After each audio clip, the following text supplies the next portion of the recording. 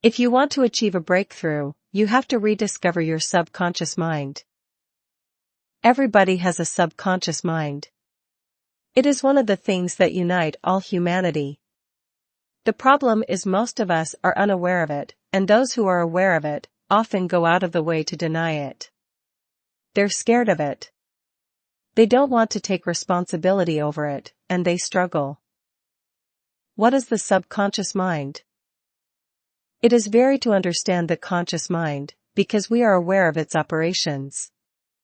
When we make judgment calls, when we make decisions, when we think about somebody, or we're thinking about what to say while we are dealing with other people, our subconscious mind is at work. By the same token, when we are reading something and we try to analyze what we just read, we can see our conscious mind at work. But the subconscious mind is harder to pin down. Here are some of its qualities. Your subconscious mind involves your collective non-conscious memory. Remember earlier I said that every single second, the outside world is bombarding you with thousands of stimuli? Remember that I said that you choose to perceive only a tiny fraction of that, and of that fraction you choose to remember only a smaller fraction. That is willful remembrance, or willful memory.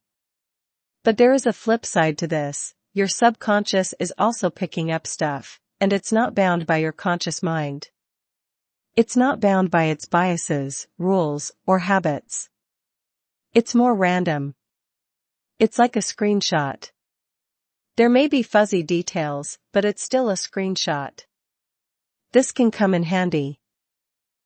It is no surprise that some people, when they find themselves in a certain situation, they remember certain details of what happened in the past, and this can lead them to a decision that is different from what they would have normally arrived at if they were to have relied only on their conscious mind.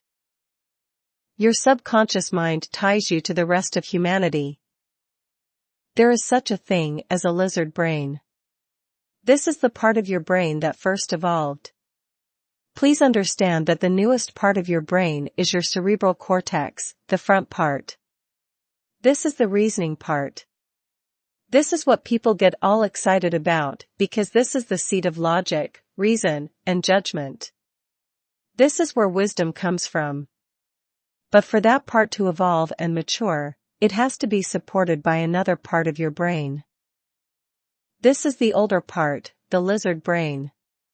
It's very easy to dismiss the lizard brain as backwards, antiquated, even barbaric and brutish, but believe me, if it didn't do its job, we wouldn't be thinking the way we do at a high level. Somebody's gotta do the dirty work, right? The lizard brain has memories as well. It is instinctive, raw, unapologetic, basic. It might even be offensive to some people or too crude, but it does the job. It is up to you whether you're going to apologize for the things that you pick up with your lizard brain. People can talk a good game about the fine points of life, but the lizard brain would always want to sum everything up by going straight to the point. Does it involve money, food, sex, power, or what? Didn't I tell you that it's going to be perceived as crude? But it's vital. Your subconscious mind gets to the point. It doesn't beat around the bush. Your subconscious mind overrides your emotions. Your subconscious mind can enable you to override your emotions, because it understands where your emotions are coming from. It revels in irrationality, because it is above and beyond your conscious mind's attempt at rationality. Despite all the chaos, all the confusion and unnecessary drama, it establishes an order. But unfortunately, a lot of people don't want to see this. They'd rather fear it.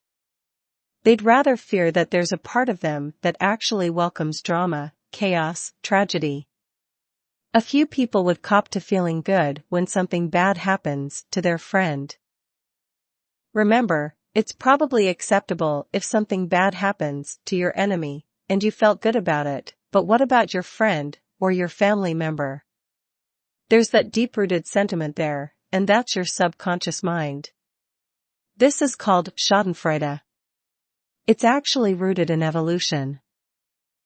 Think of it this way, if you were transported tens of thousands of years back in the age of the cavemen, and there was a bear chasing you and a buddy, your number one goal is to basically outrun your buddy. It's not to look out for your friend, because if you did that, your genes would die with you. What genes made it in that scenario? The guy who ran really fast and never turned back to see what happened to his buddy. I know it's harsh, but this is the subconscious mind we're talking about. It is filled with all sorts of unpleasant realities, sentiments, and tendencies we are embarrassed about, or would rather deny. Still, they are real. Your subconscious mind is the source of your intuition. Even if you haven't been somewhere before, or you haven't been exposed to a situation before, has it ever happened to you that you know what to do at the right time, with the right people, to produce the right outcome? This is not just a simple case of being lucky. This is not just a simple case of recovering the memory of things that you have done right in the past. That's somehow, a lot of the times, that's intuition. And guess where that comes from? That's your subconscious mind. It's able to connect the dots at the right time to produce a result. Does it always work? Absolutely not. It works enough times for you to take notice.